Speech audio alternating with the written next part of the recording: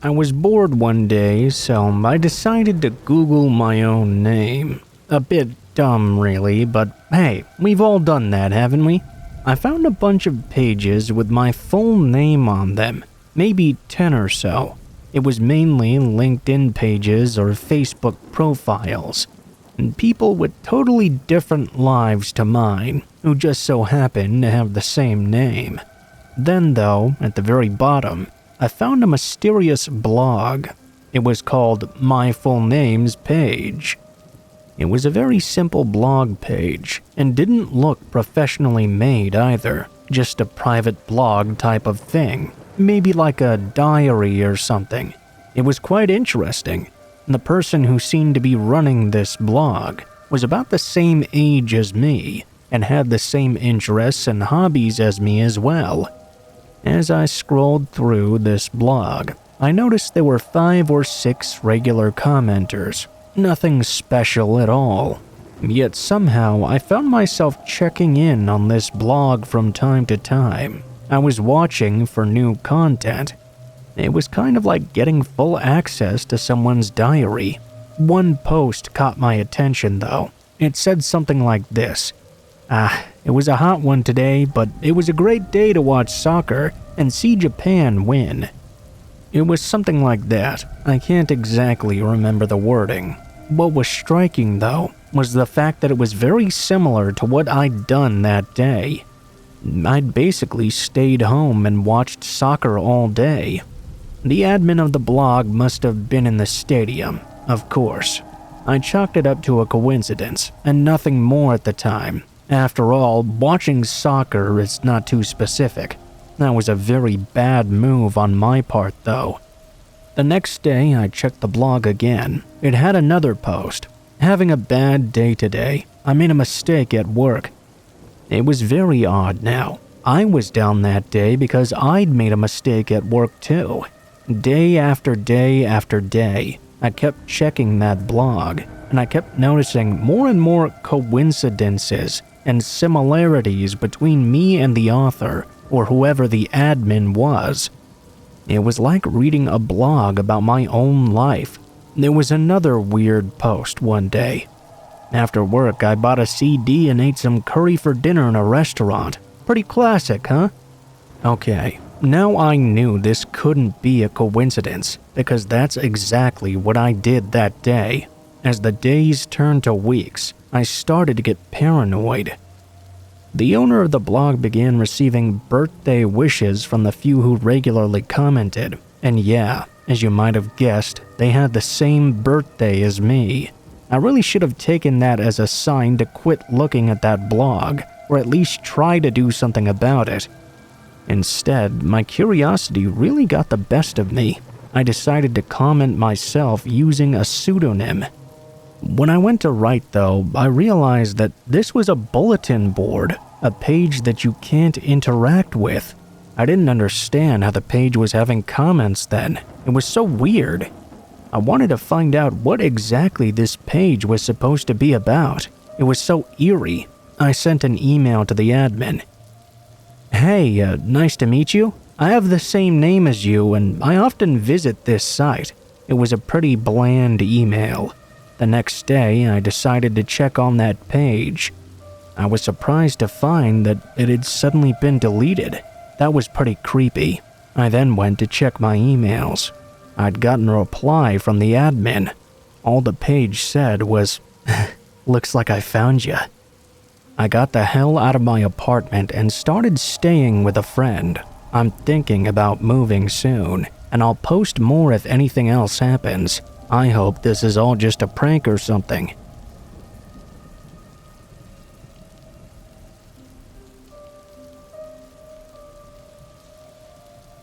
I was camping out in Colorado a few years ago. During the fall, this camping trip was an impulse decision, as I just felt like going out for the night and spending it in the calming nature. I had walked down a 2-hour trail that led to the spot I set up at. It wasn't a big campground like all the other places were. This was more of a small opening at the very end of a dirt path I'd found a couple years back. Nobody else ever seemed to come here to this area. The forest around the opening was really nice too. Over the years, I'd gotten somewhat used to navigating it without getting lost. On this day, just an hour or so before sunset, I set out on a short walk around the area. Going for walks around this time was always the best, being that the woods are calm and the breeze really starts to roll in. I walked out and around for maybe 20 minutes or so before I saw something just ahead. There was a man walking in the woods just like me. He was crossing in front of me about 60 yards out, so he was pretty far away. He didn't look like he'd even noticed I was there. What was odd though was the way he was walking. He was moving his hands all around and nodding his head back and forth. Although I couldn't hear him, I could see his mouth clearly moving as if he was talking to someone. I waited to see if maybe someone was following behind him, but no, it was just him talking to himself in the middle of the woods. Maybe it wasn't something to get overtly creeped out upon, but I'd never seen anyone out here before, and this man didn't exactly have the appearance of someone normal. After about a minute though, he was gone. I turned back around and went back to my tent, not really feeling comfortable being out in the woods with that guy wandering around. I waited a half an hour, then got a campfire going as the sun was now set. I had a folded chair I was sitting on. I mostly just thought to myself for the next hour, not about anything in particular, but more as a way to clear up my mind. About 2 hours past sunset, I heard something in the distance. I moved away from the crackling fire and a bit closer toward the tree so I could hear it better. It sounded like someone talking or mumbling far out into the woods. Even stranger though, I didn't see a flashlight or any source of light at all. This person was walking out there in the pitch black woods. My stomach dropped, knowing it was extremely unlikely the man from earlier had stumbled across my campsite by accident. I stayed still, listening in and hoping by some chance that he didn't know I was here. Maybe he was just passing by. 30 seconds later, the voice faded away. I wasn't fully convinced this was all just chance though. I covered up most of the campfire, leaving only a small flame burning so it wouldn't create too much light. I then waited and listened. The next hour was unnerving to say the least. I couldn't hear her say anything, but it was the anticipation that kept me feeling uneasy. Then, at what had to be around 11 p.m., footsteps came rushing from directly in front of my campfire. I shot up from my chair and unholstered my pistol. A man I recognized as the one from earlier ran up to the other side of the fire and stopped 10 feet away from me. He wasn't talking anymore, but instead he had a grin. Not an over-the-top smile, but a friendly, neighborly grin. I aimed at him with my gun. He didn't say anything or do anything. He just looked at me. "You walk away right now," I said under my breath, trying to be as intimidating as possible. He looked me in the eyes, then down at my gun, then back at me. His grin faded away quickly. There was a moment where it felt like he was about to do something, but then he just smiled again and walked back off into the woods. I didn't waste any time packing things up with one hand as I kept my pistol out and aimed. I then left in the opposite direction from where he'd gone. The whole way back I was so paranoid, I kept thinking I was hearing the man's voice talking to himself again. What was he doing out there, and what was he trying to do to me? It's anyone's best guess. Had I not been prepared, I don't think I would have ever been able to leave those woods at all.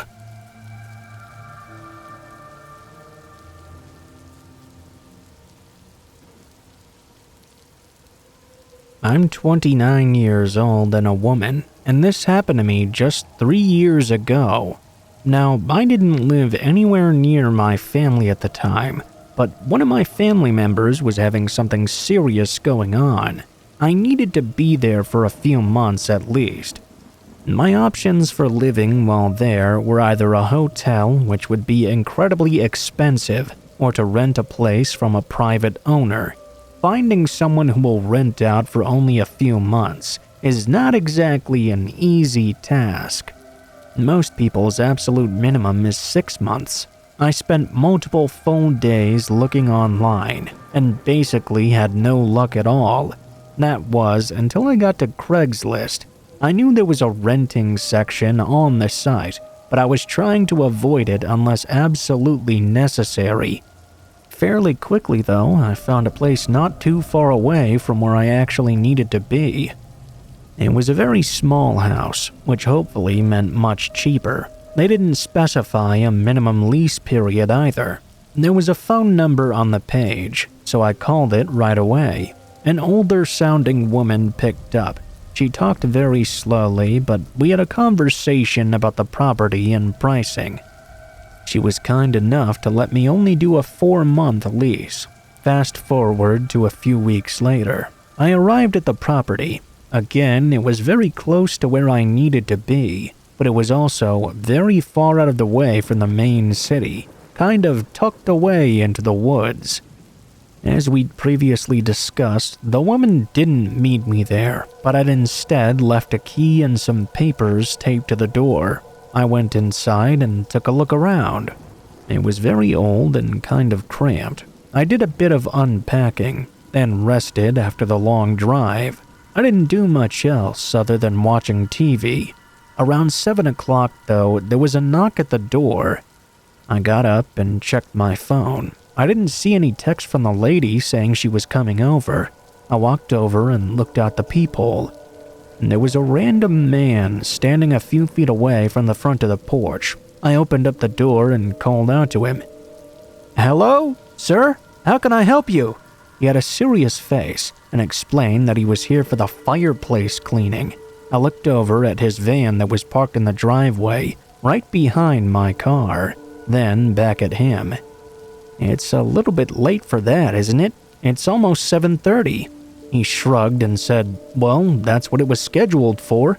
I told him to wait a minute, closing the door and walking back to the living room. I texted the lady and tried calling as well. I couldn't get a hold of her though. I then went over to the fireplace. It wasn't dirty at all. I didn't really know what to think. After all, this wasn't my house. Maybe it was just a cleaning service the lady had scheduled as part of prepping the home for me. This might sound odd, but fireplace cleaning is such a niche service that I thought the man likely wasn't lying. If he'd said he was a plumber or something generic, I might have been more skeptical, but it was so specific. I went back. When I opened the door again, the man was now standing right on the porch just a couple feet from me. It really scared me, not expecting him to be so close all of a sudden. Before I could respond or say anything, he told me he was trying to get out on time tonight and really needed to start right now. He stepped closer and put his hand on the door, gently pushing it a bit more open. Now I was getting really uncomfortable and rethinking everything. "Alright, yeah, just give me one more minute and I'll let you." I said that, trying to close the door, but the man kept his left hand on it and kept it open, knowing I couldn't close it if he wasn't going to let me. It seemed I didn't have a choice anymore. I let him in. I walked him over to the fireplace. He followed close behind me. He went up and looked at it only for a second. Right as he turned around, I took my keys from the counter and ran out to my car. The man's heavy footsteps rung throughout the house. I got out and into my car. He ran up to the window just as I turned it on, with his van still right behind me. I had to turn off the driveway and out into the woods, dodging the trees as I made my way back to the pavement. Eventually, I got back to the road. I called the police while driving, too scared to stop. When the officers arrived, he and his van were already gone.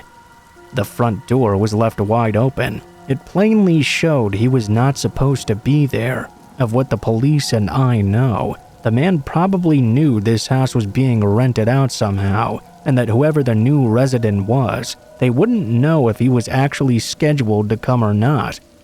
I guess he was hoping to be let in from there. It's anyone's guess as to what he planned on doing, though.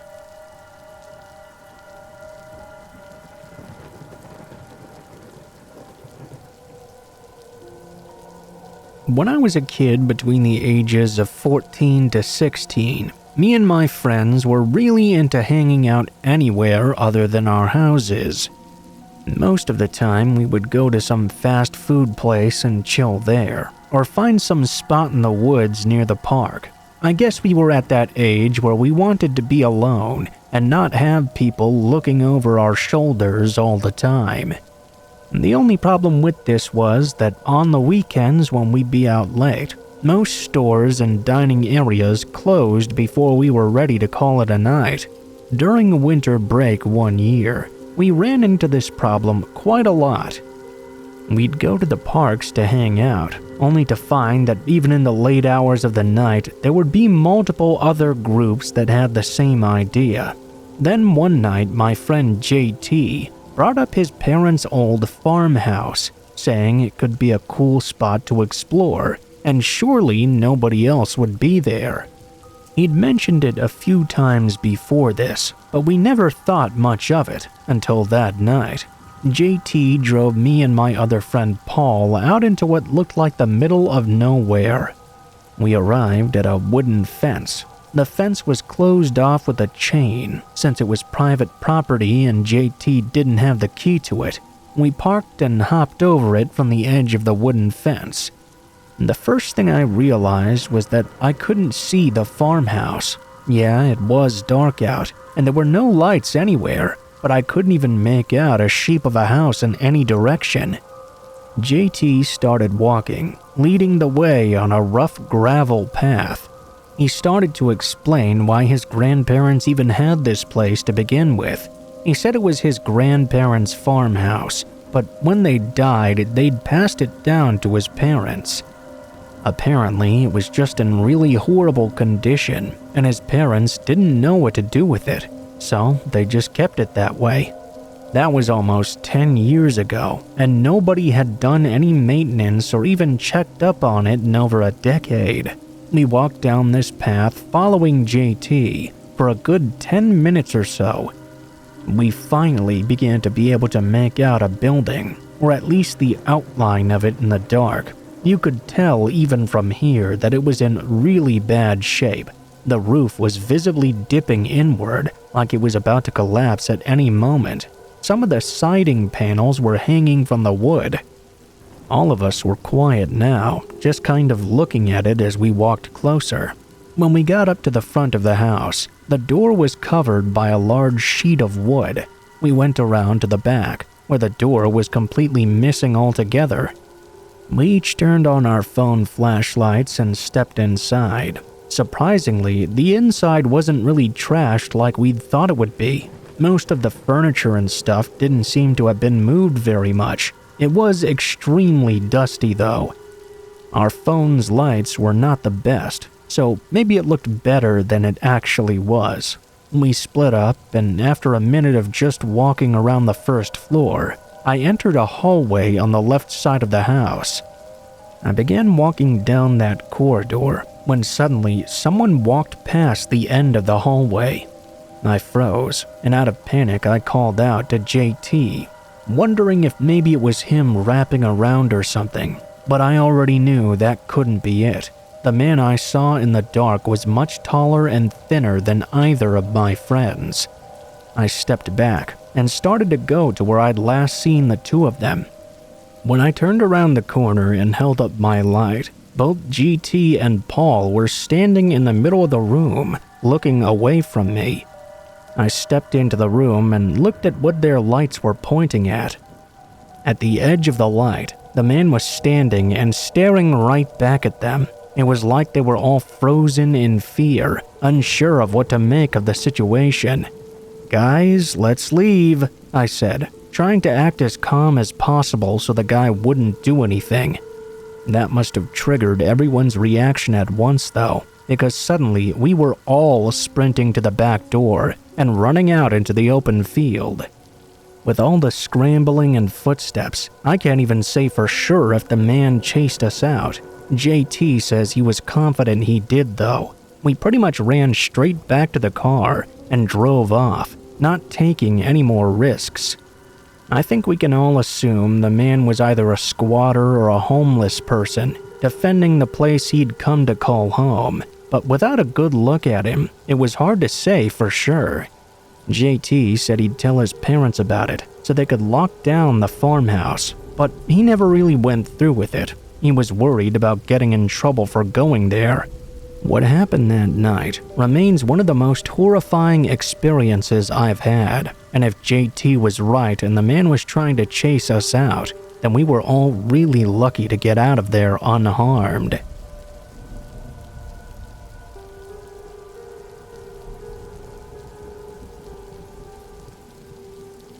This was only a year ago. At the time, it had been a while since my last camping trip, and for a few months leading up to this, I was really just wanting to get out and camp like I always used to do.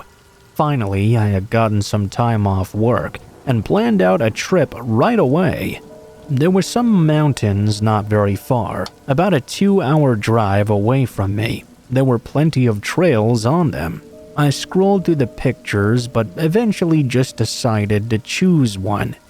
Once I got there, I wasn't too worried about the trail itself. I really just wanted to sit by my tent and relax.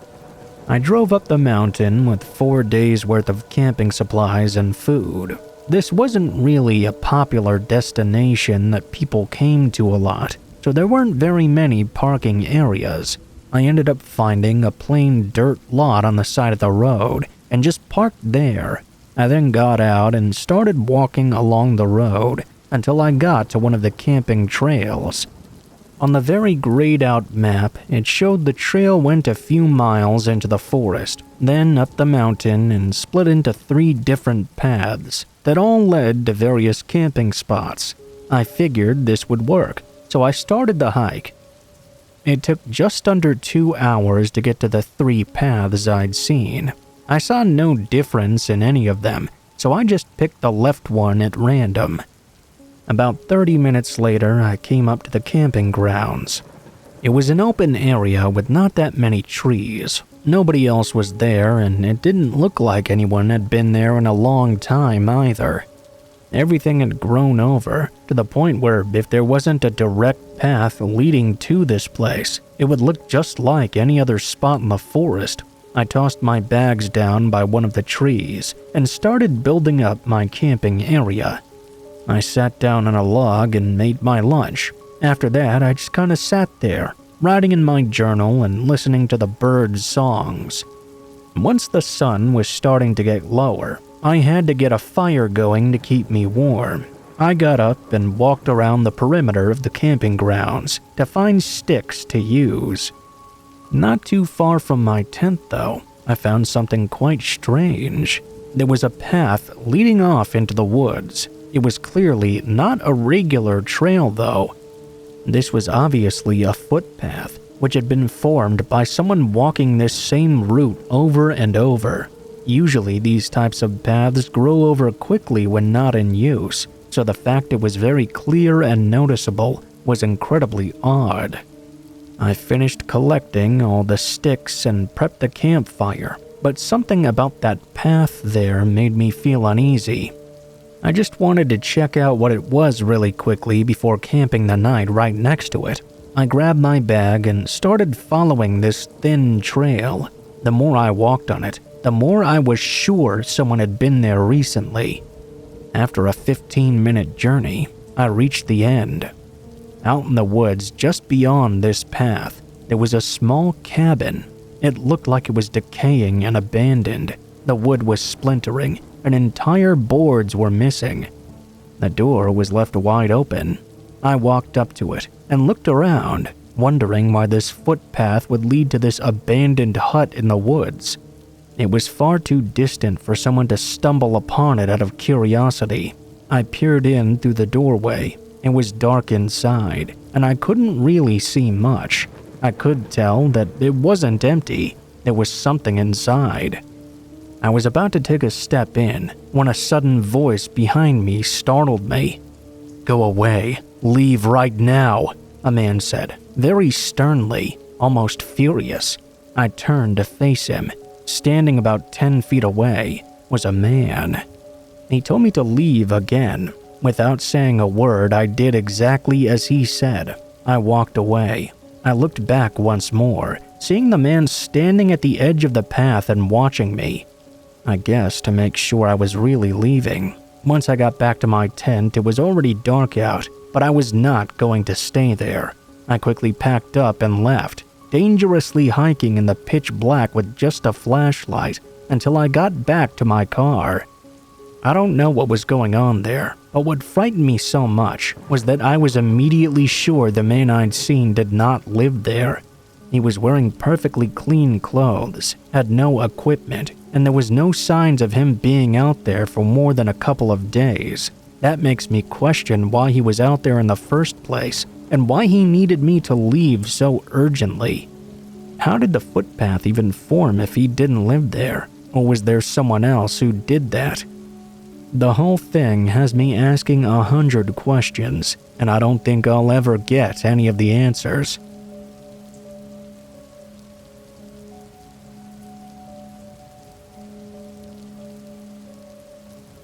This morning, I'd just gotten out of class and was headed on my way home. At some point, I noticed a crippled old lady begging for help.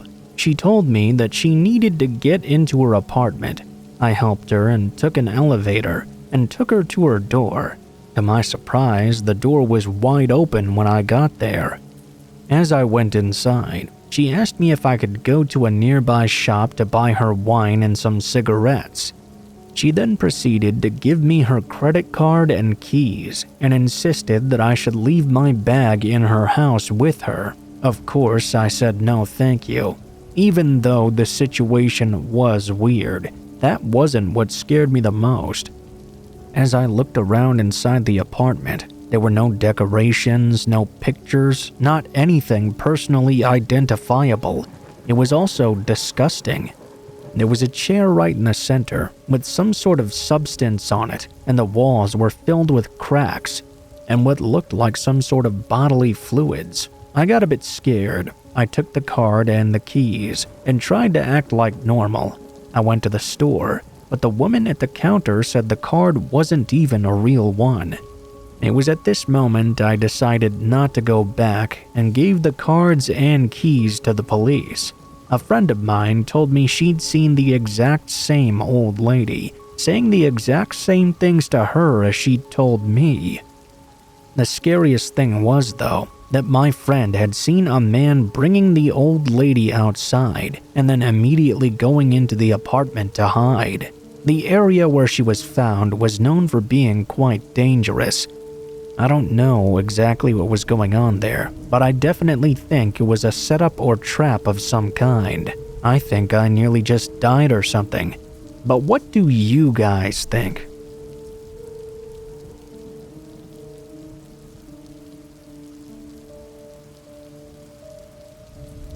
I've never really had anything like this happen before, so I'm not sure if perhaps I'm just overthinking it or what.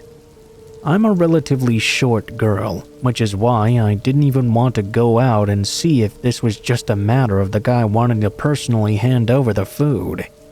Yesterday at around 5 a.m., my girlfriend had ordered me some DoorDash. We always put the leave at the door option, especially when it's that time of morning. It turns into a matter of just waiting for the dasher to leave.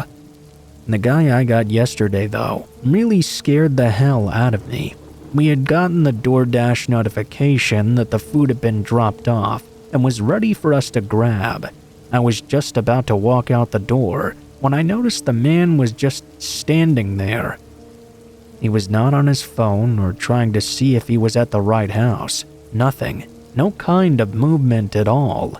I was a bit confused. I asked my girlfriend if she had remembered to put the leave at door option, and she had. We waited a bit before she decided she'd call and remind him to just leave it there. He never answered. He ignored every call. every text. I even saw him hang up on her after picking up. It wasn't even a matter of stealing my food. If that were the case, he would have just driven off. The man spent a long time waiting. At one point, I was even almost about to go out when I no longer saw him. But I realized he was just a bit further down the street, hiding behind something and waiting. He hadn't even left the food on the fence, just taken it with him to who knows where. After I didn't leave the house, he drove off in a fury, almost like he was upset I didn't go out there. That was around the same time I saw him hang up on my girlfriend. The whole time he waited lasted around 30 minutes. I have no doubt that guy was up to something very nefarious.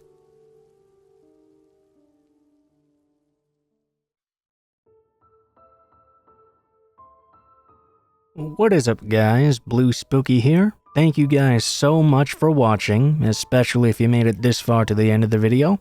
If you liked the video, please be sure to like, share, comment, and subscribe if you feel so inclined. If you have any feedback for me as well, be sure to leave that in comments below the video. If you guys have a story you'd like to send in, or if you'd like to contact me for any reasons, there will be links to my social media in the description below the video, including my Facebook, Gmail, and Twitter accounts. Go ahead and send me a message on any of those, and I'll try to get to you as soon as possible. If you do decide to send in a story, please be sure to include in the tagline what the name of the story is if it has one, what type of story it is if it has one, and how you'd like to be credited in the description below the video. Please make sure to include as much detail as you feel comfortable with, and try to use as much proper grammar as possible to make sure you have the highest chance of appearing in a future video. Overall, I think that's pretty much it for now, guys, so thank you so much for watching, and I hope you guys have a great day.